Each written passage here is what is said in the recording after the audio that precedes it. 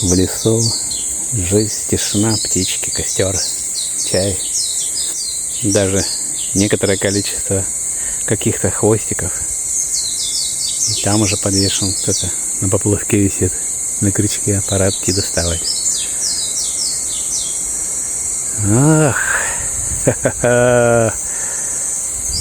Тут, походу, бобры пошелестели как-то тут. А эти березки были маленькие, лет 40 назад мы тут были. Ох. Где-то братан там, наверное, тягает лещей пожилых. А мы здесь по крупнику. О, надо за костром следить.